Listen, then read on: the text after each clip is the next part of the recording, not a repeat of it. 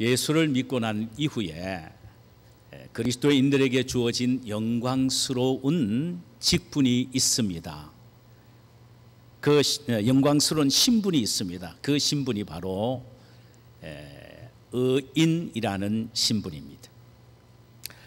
예수님이 내 대신 십자가에 피 흘려 죽으셨다는 사실을 믿음으로 받아들일 때에 하나님이 우리를 더 이상 죄인이 아니요 의인이라고 인정해 주시는 이것이 곧 칭의, justification, 칭의라고 말하지요. 죄인이 의인으로 신분이 바뀌어진 이 칭의의 은혜는 전적으로 하나님으로부터 온 일방적인 선언이요 축복입니다. 그런데 의인된 자가 누리는 특권이 있어요. 오늘 본문에 보면 세 가지를 소개합니다. 하나는 화평, 다른 하나는 기도, 응답, 마지막 하나는 오늘 나누게 될 하나님의 영광을 기뻐하고 즐거워하는 이것입니다. 믿음으로 의롭게 된 성도라면 누구든지 하나님의 영광을 바라고 즐거워한다고 오늘 본문 2절에서 말하고 있습니다. 하나님의 영광을 바라고 즐거워한다. 이것을 현대 말로 좀 바꾸면 이렇게 이해하기 쉽게 바꿔 볼 수도 있습니다. 나는 이 세상에 살면서 하나님의 영광을 바라보고 즐거워해야 한다라고 번역할 수도 있단 말입니다. 이것은 하나님이 우리에게 허락하시고 요구하시는 삶의 스타일입니다. 과연 피조물인 인간이 거룩하신 하나님의 영광을 볼 수 있느냐? 오늘 본문에서는 명쾌하게 말합니다. 그럴 수 있다라고 말합니다. 아니, 그것은 의인된 자가 누릴 축복이요 특권이라고까지 말씀하고 있습니다. 그런 하나님의 영광을 바라고 즐거워한다는 의미가 도대체 무엇인가? 이것은 두 가지를 의미합니다. 하나는 영광 중에 계시는 우리 주님을 만나 뵙기를 소망한다는 의미입니다. 영광 중에 계시는 우리 주님을 만나 뵙기를 소망한다는 의미이고, 또 다른 하나는 지금 이 세상에서, 지금 우리가 살는 이 세상에서 하나님의 영광을 누리며 엔조이하고 싶어 한다는 소망을 갖는 것을 말합니다. 먼저 영광 중에 계시는 우리 주님을 만나 뵙기를 소망한다는 의미를 한번 생각해 보십시다. 이는 우리가 하나님과 대면하여 보기를 소망한다는 의미입니다. 지금 이 세상에 발을 붙이고 사는 우리는 거룩하신 주님을 마주 대하여 볼 수는 없습니다.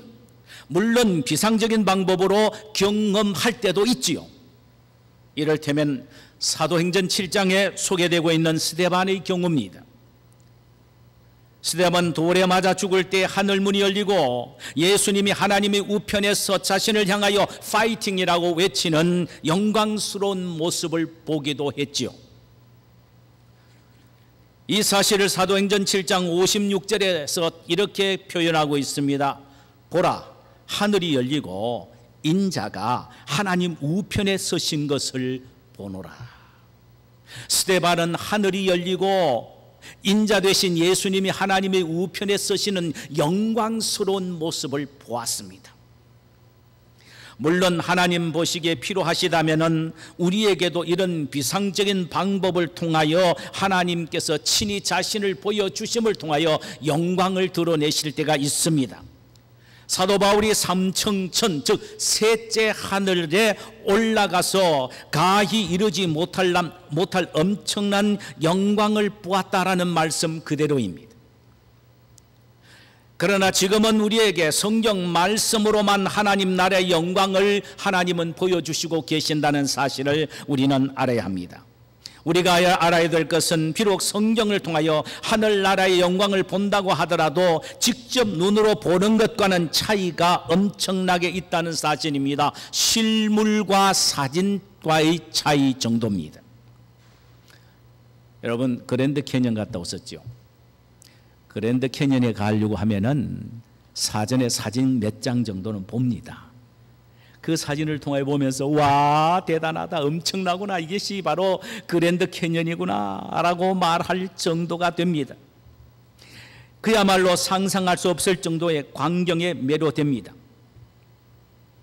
그러나 실제로 현장에 가서 눈으로 보면은 사진 여러 수천 장은 거기에 비할 것이 못 됩니다. 입이 딱 벌려지고 맙니다. 엄청난 광경과 영광을 누리게 됩니다.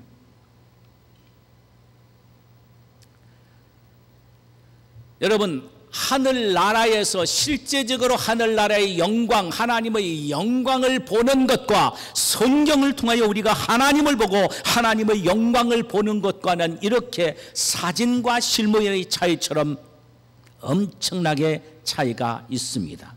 실제적으로 우리가 하나님의 영광을 하늘나라에서 바라보고 하늘나라의 영광을 현장에 가서 보게 되면은 엄청난 영광을 누리게 되는 것입니다. 가히 말로 표현할 수 없을 정도로 놀랄만한 영광입니다.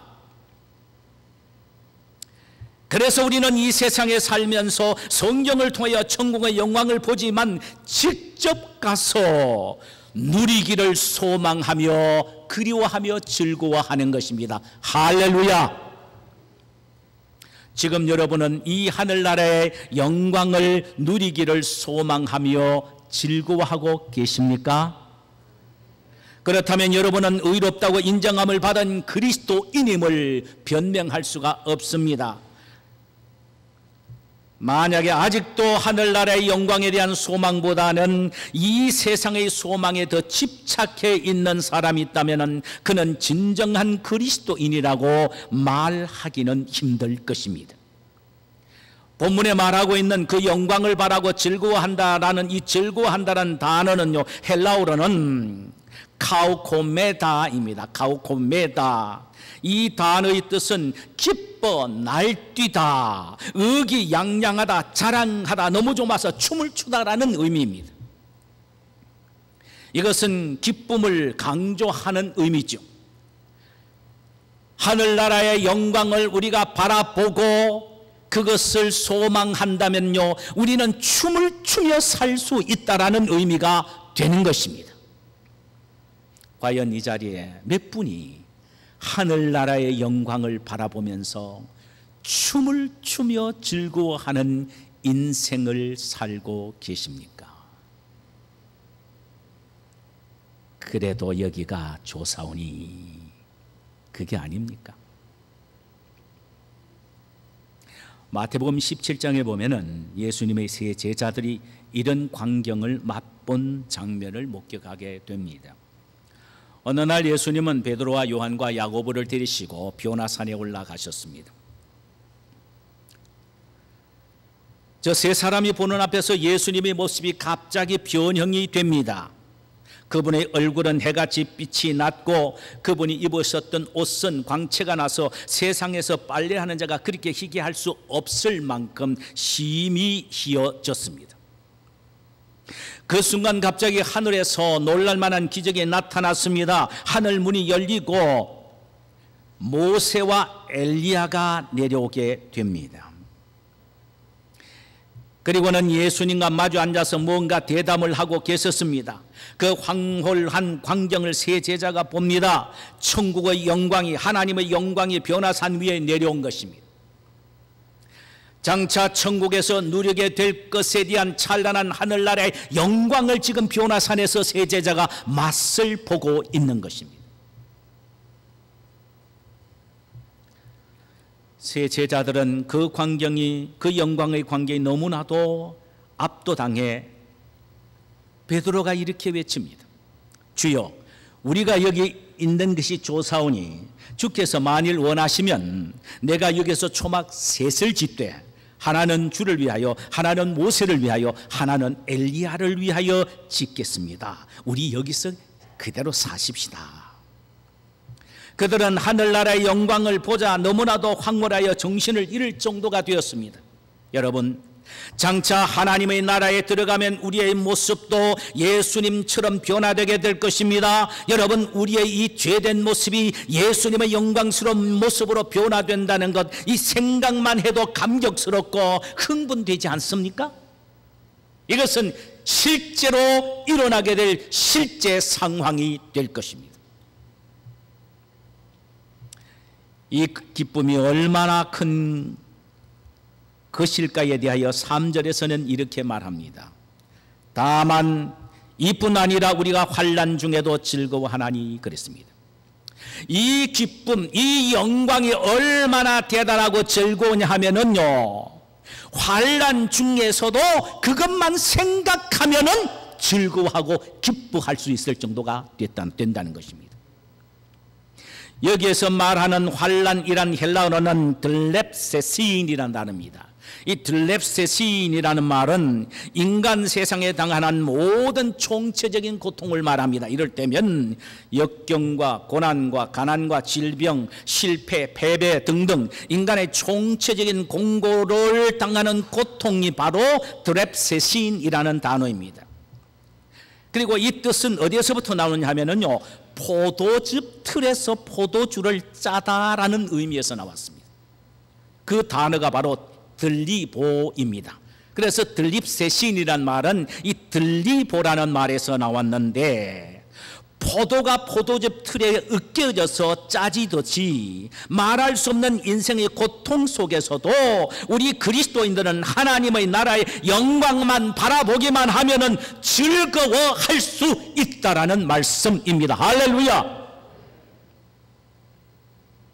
사실 우리는 지금 마치 포도즙 틀 속에 끼어있는 포도알처럼 환난의 틀에 짓눌려 살아가고 있습니다. 앞을 보고 옆을 보아도 이 세상에는 그렇게 희망과 소망이 없습니다. 아침에 눈을 떠서 TV를 켜면 굿뉴스보다는 밴뉴스가 우리의 마음을 온종일 우울하게 만드는 세상이 우리가 발붙이고 사는 이 세상입니다. 그리고 개인적으로는 질병과 고통이 삶의 의욕을 상실하게 만듭니다. 우리를 둘러싸고 있는 여러 가지 환경과 여건들은 우리를 조여 들어오고 있습니다.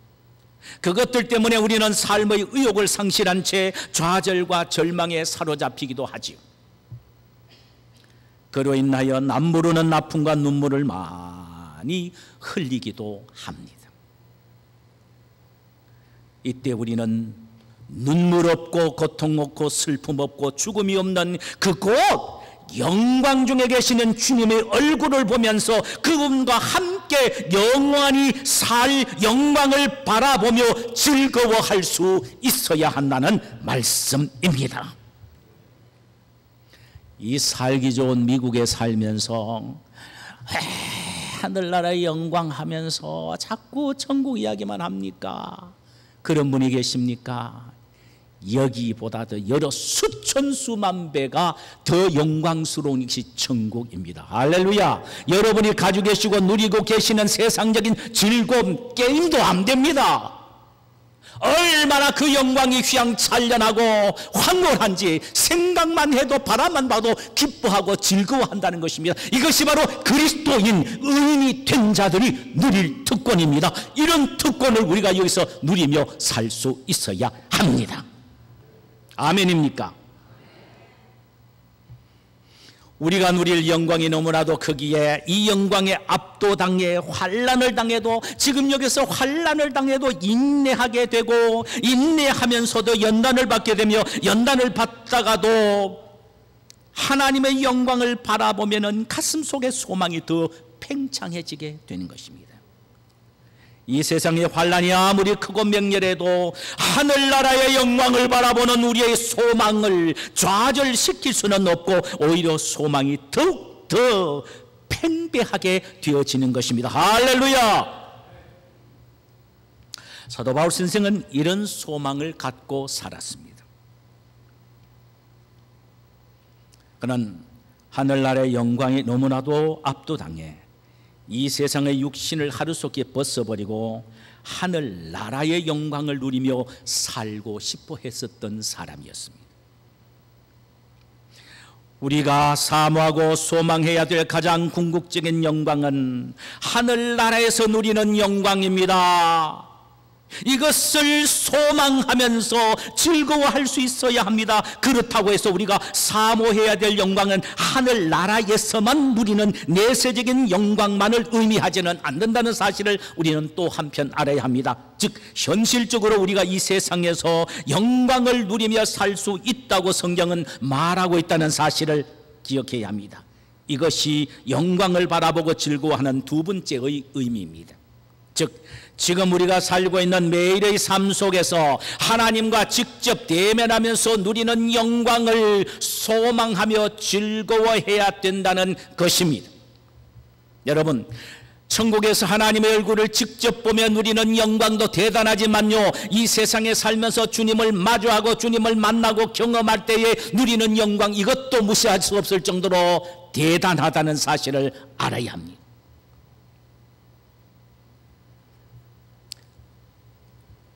이 세상에서 누리는 하나님의 영광이 도대체 무엇일까요? 하나님을 만나고 그분을 경험함을 통해서 누리는 기쁨과 행복과 영적인 환희를 말합니다. 할렐루야! 우리가 이 세상에서 어떻게 하나님의 영광을 누릴 수가 있습니까? 그것이 가능할까요? 가능합니다. 아니, 성경은 의인된 자들이 이 세상에서도 하나님의 영광을 누리는 경험을 해야 된다고 말하고 그런 특권을 누려야 된다고 말하고 있습니다. 사랑하는 여러분, 우리는 이 세상을 떠날 때 반드시 천국 가서 하나님의 영광에 동참합니다. 이는 성경이 우리에게 분명히 약속하신 약속이며 흔들리지 않는 확고부동한 약속입니다. 그러나 예수님은 요한복음 6장 47절에서 믿는 자는 영생을 가졌다라는 말씀을 하심을 통하여 미래의 영생을 얻게 될 것으로만 말씀하시지 않고 예수님 자신을 믿는 이 시간, 이 순간에 이미 영생을 소유했다라고 말씀을 하셨습니다. 이는 이 세상에서 천국을 누리며 살 수 있고 하늘나라의 영광을 누리며 즐길 수 있다는 의미인 것입니다. 그렇다면 이 세상에서 우리가 누리는 하나님의 영광이 도대체 무엇일까요? 그것은 하나님의 임재하심을 통하여 얻게 되는 영적인 포만감입니다. 이를테면 하나님이 주시는 평안감과 상황을 초월한 기쁨, 하나님이 포근히 감싸주시고 안아주시는 영적인 감격, 자비의 손길에 의한 치유함, 또 말씀을 들을 때 말씀이 찔려 가슴을 치며 회개하고 또 회개를 통하여 내 마음에 주시는 사죄의 기쁨, 좌절과 절망 속에서도 다시 일어나게 되는 영적인 회복됨, 인간의 힘으로는 도저히 해결할 수 없는 문제들을 믿음을 통하여 하나님의 은혜로 해결되는 것 등 일련의 이런 것들은 다 이 세상에서 우리가 누리는 하나님의 영광입니다. 할렐루야! 칭의된 자는, 의롭게 된 자는 이 세상에 살면서 이런 영광을 누리면서 즐거워하는 삶을 소망하면서 살아야 합니다. 이런 영광의 경험을 강야와 같은 이 거친 세상에서 매일매일 경험하면서 살 수만 있다면 우리에게는 참으로 시원한 오아시스와 같은 은혜가 아니겠습니까? 눈을 뜨자 말자 오늘은 내가 무엇을 먹고, 오늘은 내가 어떻게 살고, 오늘은 내가 어떻게 하여 돈 좀 벌고, 눈만 뜨면 그런 생각하는 사람들이 이 집에는 하나도 없습니다만 저쪽 집에는 있습니다. 그러나 여러분, 그것은 아름다운 일이 아닙니다. 매일매일 우리가 내가 눈을 뜨면서 오늘은 내가 하나님의 영광을 어떻게 체험할고, 내가 오늘 또 하나님의 은혜와 기쁨을 어떻게 누릴고, 하나님의 영광을 오늘 또 이 죄악 세상에, 어려운 세상에서 누리며 살 것을 소망하면서 하루를 시작해야 된다는 말씀입니다. 할렐루야!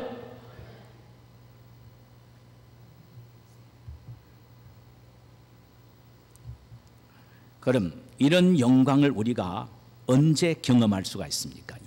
이 세상에 살면서 우리가 이 하나님의 영광을 언제 경험할 수가 있습니까? 두 경험입니다. 하나는 고난입니다. 좀 기분 나쁘게 들리죠? 고난입니다. 고난은 우리의 눈을 천국으로 향하여 내세의 영광을 바라보게 하지만 한편 이 세상에서 하나님의 영광을 경험하게 하는 귀한 수단이 되기도 합니다. 하나님은 고난을 통하여 우리의 영적인 귀를 열어주시고 눈을 열어주십니다. 우리는 고난을 통하여 내가 너를 사랑한다, 내가 너를 사랑한다 라는 하나님의 음성을 듣게 되고 상황을 통하여 그런 것을 보게 됩니다. 그래서 C.S. 루이스라는 사람은 이런 말을 했어요. 고난은 귀머거리도 들을 수 있게 하는 하나님의 확성기다라고 했습니다. 아무리 귀가 어두워 있더라도 적어도 그리스도인들은 고난의 때에는 귀가 활짝 열려지게 됩니다. 그래서 고난을 통하여 하나님의 음성이 무엇인지를 듣게 된다는 말씀이죠.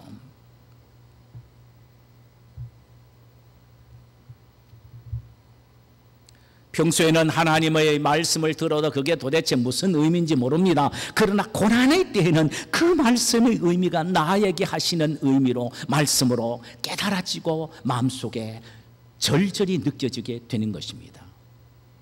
그런 면에서 고난은 자체가 고통스럽지만 결과적으로는 우리에게 큰 축복과 유익이 되는 것입니다. 할렐루야.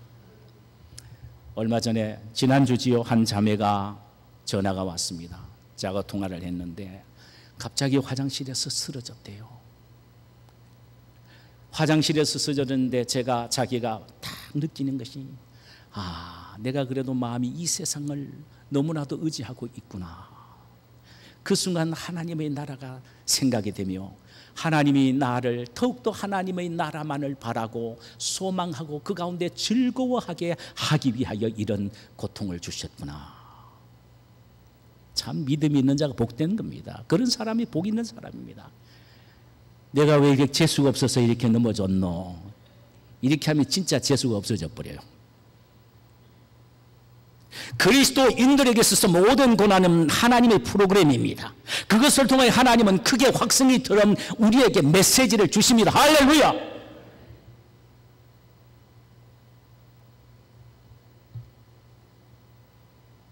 그래서 귀머거리도 그 소리를 듣고 깨달을 수 있게 하는 겁니다. 또 하나님은 고난을 통하여 우리를 만나 주시지요. 고난을 왜 주시느냐? 고난 속에서 우리를 만나 주시기 위해서입니다. 만나는 것, 이게 하나님의 영광이 아니겠습니까? 창세기 28장에 보면은 야곱이 형과 아버지를 속이고 장자의 축복을 가로챈 후에 형의 후환이 들어서 도망가는 장면이 나옵니다. 하루에 120리길을 정신없이 달린 후에 맹수가 이글거리는 베델 광야에서 다시는 못 올지도 모르는 고향 하늘을 바라보면서 하염없이 눈물을 흘리다 잠이 들었어요. 이것은 어린 야곱에게 당하는 최초의 고난이었습니다. 그런데 꿈을 꿉니다. 꿈에 보니 사닥다리가 하늘에서부터 땅까지 이어지고 그 위를 하나님의 사자인 천사가 오르락내리락 하고 있습니다. 그런데 맨 꼭대기에서 하나님이 벌떡 일어나셔서 야곱에게 말씀을 하셨습니다. 야곱아, 나는 여호와니 너희 조부 아브라함의 하나님이요 이삭의 하나님이라. 너 누운 땅을 내가 너와 내 자손에게 주리니 내 자손이 땅의 티끌같이 되어서 동서남북에 편만할지니라. 땅의 모든 족속이 너와 내 자손을 인하여 복을 얻으리라. 내가 너와 함께해서 내가 어디로 가든지 너를 지키며 너를 이끌어 이 땅으로 돌아오게 할지라. 내가 내게 허락한 것을 다 이루기까지 너를 떠나지 아니하리라. 여러분, 야곱이 이 음성을 두고 깨달은 것이 무엇인지 아십니까? 하나님이 지금 여기 계시구나라고 생각했습니다. 고난의 때에 하나님이 나를 멀리 떠난 것처럼 보여지고 하나님이 완전히 나를 버리신 것처럼 느껴지지만 그게 아니란 사실입니다. 야곱은 그 순간에 하나님이 그와 함께 하시고 계신다는 사실을 깨달았습니다. 그렇습니다. 고난을 통하여 하나님은 함께 하심으로 당신의 영광을 우리에게 경험케 하십니다. 할렐루야! 여러분 삶 속에서 어떤 경우에도 하나님이 여러분과 함께 하신다는 것을 느끼고 확신하고 경험한다면 이것만큼 좋은 게 어디 있습니까? 우리는 룰루랄라 노래 부르며 살아갈 것입니다. 왜? 하나님이 나와 함께 하시기 때문에 걱정할 게 없단 말입니다. 이것은 진리입니다. 하나님은 고난의 때 우리와 함께 하심을 통하여 우리에게 하나님의 영광을 보여주십니다. 할렐루야! 여러분 잘 아십니다만 루마니아의 공산치하에서 14년 동안 옥고를 치는 리차드 범브란트 목사님이 계십니다. 그는 14년 동안 독방에서 어떻게 견뎠을까라는 질문에 그가 추록 후에 저술한 책에서 이렇게 대답을 합니다. 감옥에서 보낸 횟수가 제게 길게 여겨지지 않았던 것은 홀로 독방에 갇혀 있으면서도 말로 형용할 수 없는 그 어떤 기쁨을 하나님 안에서 발견했기 때문입니다. 하나님이 그곳에 함께 하셨고 하나님의 임재를 느끼게 되니 세상 그 어느 곳에서도 발견할 수가 없고 세상 그 어떤 곳과도 견질 수 없는 아주 깊고도 특이한 황홀경을 경험하게 된 것입니다. 그래서 제가 감옥에서 나올 때는요, 마치 수십 리에 뻗쳐 있는 평화롭고 아름다운 시골을 내려다 볼 수 있는 산정에서 갑자기 평지로 내려온 것과 같은 답답함을 느꼈습니다 라고 했습니다. 그는 그 고난 속에서도 14년 동안 기뻐하고 평안을 유지할 수 있었던 것은 하나님이 자기와 함께 하시는 하나님의 영광을 보았기 때문에 기뻐하고 즐거워할 수 있었던 것입니다. 사랑하는 여러분, 고난을 통하여 누리는 영광의 즐거움은 오늘날 우리의 삶의 현장에서도 누릴 수 있다는 사실을 잊지 마시기를 바랍니다. 아멘. 지금 남에게 말할 수 없는 고난으로 심히 고통을 당하는 분이 계십니까? 하나님께서 바로 지금 여러분에게 자신을 보여주시기를 원하시고 계신다는 사실을 확신하시기를 바랍니다. 지금 하나님께서 여러분에게 자신을 보여주신다는 사실을 믿을 때에 우리는 다시 한번 힘을 얻고 오히려 그 가운데서도 하나님의 영광을 확신하며 기뻐하며 즐거워하면서 그 어려움을 이겨나갈 수가 있을 것입니다. 이런 축복을 우리 모두가 누리게 되시기를 주님의 이름으로 축원합니다. 하나님의 영광을 체험할 수 있는 또 하나 마지막 경우는 중요합니다. 예배입니다. 여러분은 예배를 얼마나 귀중히 여기십니까? 예배는 하나님과의 만남의 현장입니다. 하나님의 영광이 임재하는 현장이란 말입니다. 그럼 우리는 예배에서 주님의 음성을 듣고 주님의 위로를 받고 영적인 기쁨을 얻게 되며 주님의 치유하심을 경험하게 되며 말씀을 통한 회개와 사죄의 기쁨을 얻게 되는 것입니다. 사도행전에 보면은 초대교회에서는 예배를 통하여 이런 하나님의 영광이 총체적으로 입체적으로 나타나는 모습을 많이 보게 됩니다. 예배 속에서 회개의 역사가 일어났고 병든 자가 치유함을 받았으며 눌린 자가 자유함을 얻었음을 우리는 보게 됩니다. 여러분, 오늘날에도 예배 속에서 이런 역사와 하나님의 영광이 얼마든지 일어날 수 있다는 사실을 우리 모두는 믿어야 할 줄 믿습니다.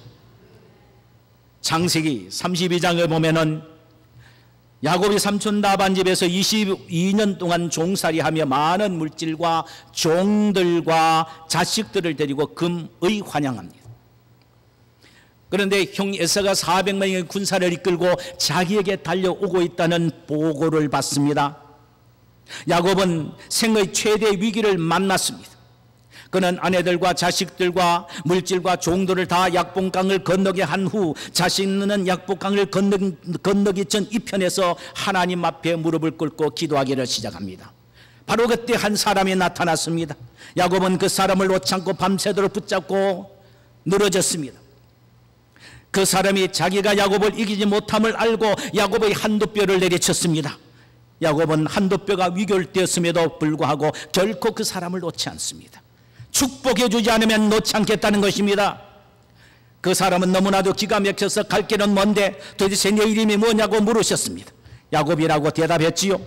내가 하나님과 겨루어 이겼다. 그러므로 이제부터는 너 이름을 야곱이라 부르지 말고 이스라엘이라 부르리라. 이것은 야곱의 예배를 통하여 일어난 사건 가운데 하나입니다.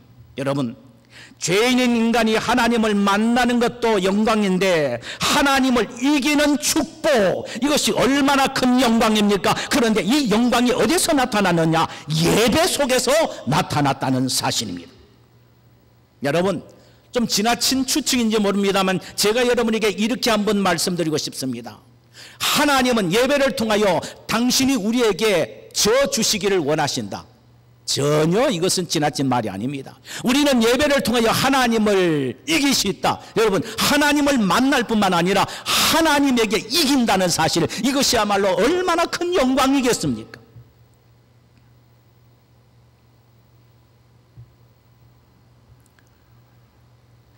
이 영광스러운 사실을 창세기 32장 30절 이하에서 아주 드라마틱하게 다음과 같이 표현하고 있지요.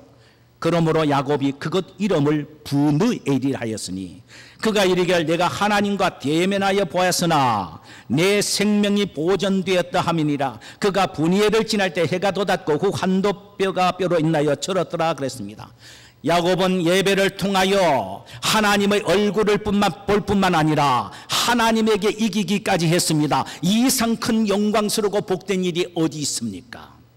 여러분, 우리가 예배를 통하여 하나님 앞에 기도하게 된다면, 진심으로 하나님 앞에 믿음의 승부를 건다면 말이에요, 예배를 통하여 우리는 하나님의 얼굴을 보게 됩니다. 분이의 은혜를 경험하게 됩니다. 여러분, 하나님의 얼굴을 우리가 보아야 어디 가서라도 나 하나님을 만났다 보았다라고 말하지 않습니까? 우리 목사님이 그러던데 이렇게 말하면 안 됩니다. 하나님은 나는 만났다 보았다라고 분이의 은혜를 예배를 통하여 경험해야 합니다. 더 나아가서 하나님이 내 앞에서 꼼짝 못하시고 져주셨다, 나는 하나님에게 이겼다라고 이야기할 수가 있어야 합니다. 예배를 통하여 이런 역사가 일어나게 된다라는 말입니다.